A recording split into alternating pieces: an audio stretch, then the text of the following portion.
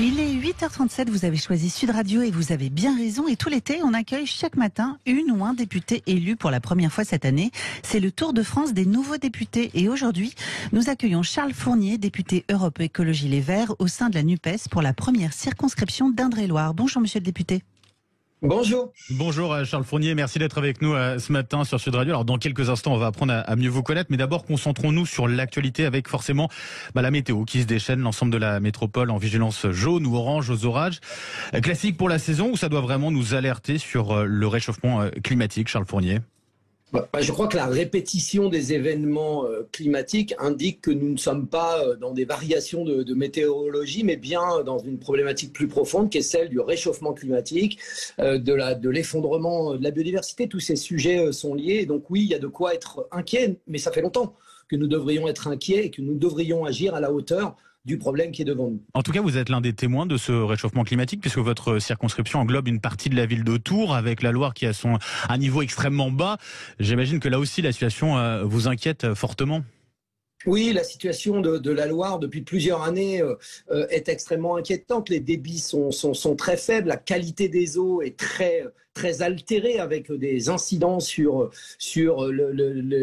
la faune, sur la flore. C'était un gros problème. Et puis ça pose un autre sujet qui est trop peu évoqué, ça pose la question de la résilience de l'énergie nucléaire, puisqu'il faut un débit minimum pour refroidir nos centrales nucléaires et que ce débit minimum, nous sommes en deçà du seuil nécessaire pour maintenir nos centrales. Et vous voyez, avec les difficultés de vieillissement, plus cette problématique de l'eau, nous sommes devant un sujet extrêmement problématique. C'est dans ce contexte, en tout cas, que le gouvernement a présenté justement son projet de loi sur les énergies renouvelables, dans la foulée de celui concernant la sobriété énergétique. On en a déjà parlé sur Sud Radio.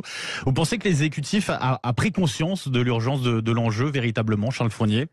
Moi, je crois qu'on est beaucoup dans des lois à réaction. Regardez, quand nous avons débattu du pouvoir d'achat, nous a été intégré une sorte de cavalier législatif autour de la souveraineté énergétique, avec l'importation de gaz de schiste, avec la réouverture possible de centrales à charbon.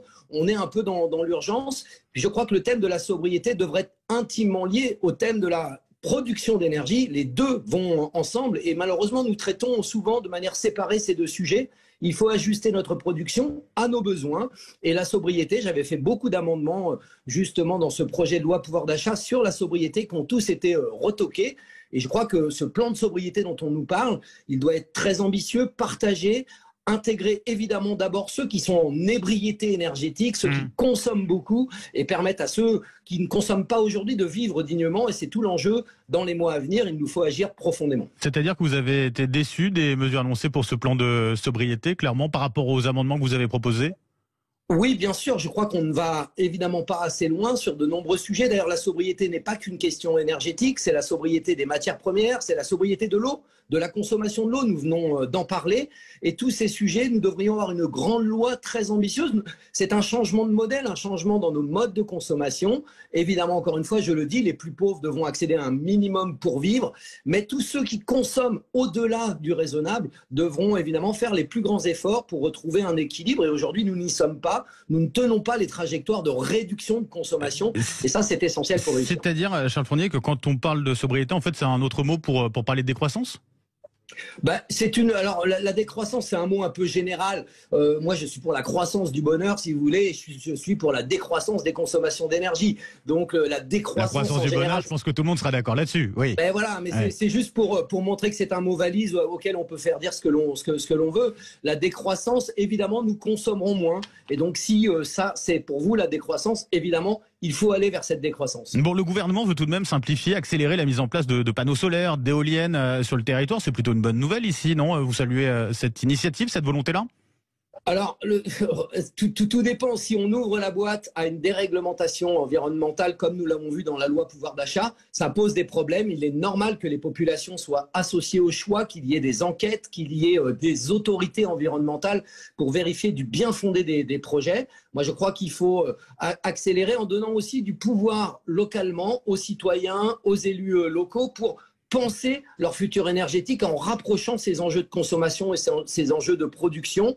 Il faut un cadre national, mais il faut aussi que localement, on puisse aller dans une forme de démocratie renforcée autour des questions d'énergie. Donc attention à la déréglementation, mais je crois qu'il faut aller évidemment plus vite, plus loin sur toutes les énergies renouvelables. Et je note que dans le projet de loi, pour l'instant, on évacue l'éolien terrestre, on évacue un certain nombre de possibilités autour de la biomasse. En tout cas, elles ne sont pas citées et il faut un mix énergétique et toutes ces énergies comptent. Avec la possibilité, c'est ce qu'on lit dans le texte, notamment pour aller plus vite, de déroger dans certaines zones à la règle de protection d'espèces protégées concernant les éoliennes. J'imagine que ça vous fait réagir à ce niveau. Mais je crois qu'il faut effectivement concilier les enjeux de la biodiversité et les enjeux du réchauffement climatique, c'est essentiel. Si on pense à l'éolien terrestre, il y a des progrès qui ont été faits, mais il y a certaines éoliennes avec des pales basses, par exemple, qui posent des problèmes pour les populations de chauves-souris, pour donner un exemple très concret. Donc on ne peut pas considérer ça comme un sujet secondaire. Donc il faut trouver le bon équilibre. En même temps, toutes les énergies, toutes nos pratiques humaines ont un impact sur la biodiversité. Donc il faut trouver ce juste équilibre. La route tue plus d'oiseaux, par exemple, que les éoliennes.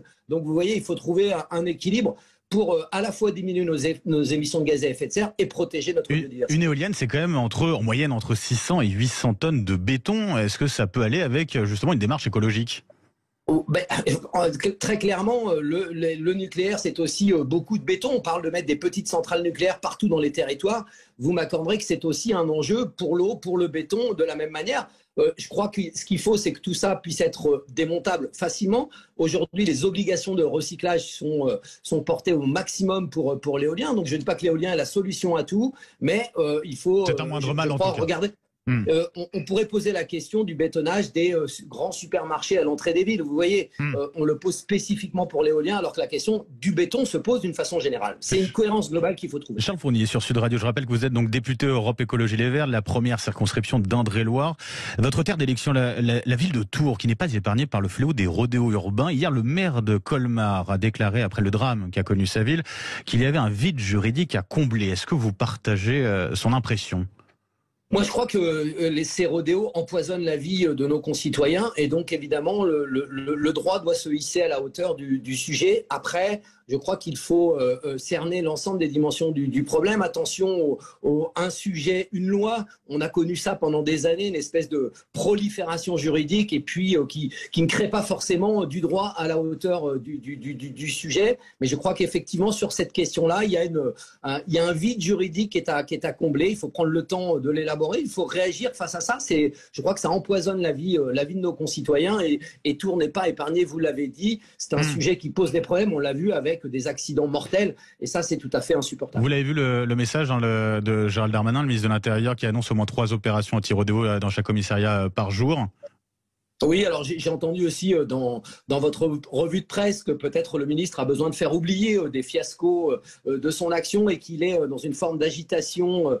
Voilà, moi je me méfie de toutes les réactions qui visent finalement à communiquer plus qu'à agir en profondeur. Moi je crois que dans ces quartiers où existent ces rodéos, il y a d'autres enjeux qui sont là, des enjeux d'inégalité profonde, des enjeux de défiance entre les jeunes et les forces de l'ordre. Il faut travailler en profondeur, il faut réintégrer des forces de l'ordre de proximité, il faut plus d'éducation, plus de lien social, et ça fait partie du sujet. On ne peut pas être juste sur le traitement des conséquences, il faut s'attaquer aux causes. La question de l'interdiction de la corrida qui sera discutée à l'Assemblée nationale, vous l'avez entendu avec notre chroniqueuse Adeline Divou. Pour le coup, quel est votre avis à ce sujet ? Est-ce que vous êtes favorable à cette interdiction ou pas ?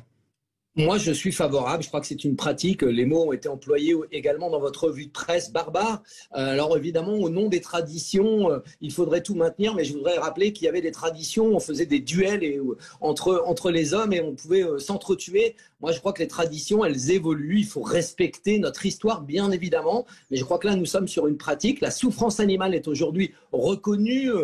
Les scientifiques ont fait avancer notre connaissance sur ce sujet. Et je crois que c'est une pratique d'un autre temps qu'il nous faut interdire, et donc je partage, et les écologistes partagent depuis longtemps, l'idée d'interdiction de la corrida. Avant de parler un peu plus de vous, Charles Fournier, quelques mots juste sur les élections européennes. C'est dans 2 ans, on sent que c'est compliqué de savoir si on va maintenir ou pas cette alliance de la NUPES. Julien Bayou, le patron d'Europe Écologie Les Verts, semble vouloir gagner un peu du temps. On a l'impression que c'est un peu compliqué. Vous y êtes favorable ? Vous sentez que ça va être difficile ? Alors, moi, ce que je peux dire, c'est que la NUPES est un cadre de dialogue entre les forces de gauche et écologistes et que celui-ci doit perdurer, c'est nécessaire. Et je participe d'ailleurs à la coordination de l'intergroupe à l'Assemblée nationale. Et je dois vous dire qu'on est capable de parler de nos accords comme de nos désaccords, et ça, c'est une preuve de maturité. Maintenant, c'est pas un supra-parti au-delà de tous les partis. Et donc, il y a des échéances électorales, par exemple les élections européennes, qui sont une élection... Où les Verts sont très bons, où en général, vous faites vos meilleurs scores. Donc, c'est peut-être l'occasion de renverser le rapport de force avec la France insoumise, par exemple. Et les visions de l'Europe ne sont pas exactement les mêmes. Donc je crois que dans une élection comme celle-là, il faut que chacun puisse se présenter. Maintenant, ce qui me paraît important, c'est que de maintenir le dialogue. C'est d'éviter les caricatures d'un débat à gauche qui virerait au pugilat, comme nous avons pu le connaître par moments à l'élection présidentielle. Charles Fournier, venons-en à vous. Pour conclure, votre engagement politique, il s'est d'abord forgé en dehors des partis, principalement dans le milieu associatif, c'est ça? C'est comme ça que vous êtes lancé?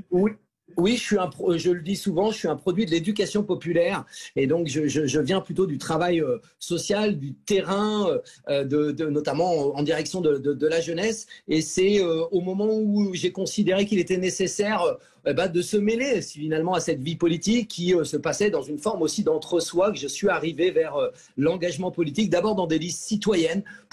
Ma première expérience, c'était la défense des chômeurs, la reconnaissance du droit des chômeurs dans les différentes instances. Et puis progressivement, j'ai rejoint les écologistes qui me semblaient être le mouvement le plus ouvert et qui correspondait à mes visions de la démocratie. Et c'est ainsi que mes premiers pas se sont faits en politique. Avec une particularité, c'est que c'était votre première élection où vous êtes présenté en votre nom. Avant, c'était en tant que suppléant ou sur des listes. Pourquoi avoir franchi le pas cette fois-ci ?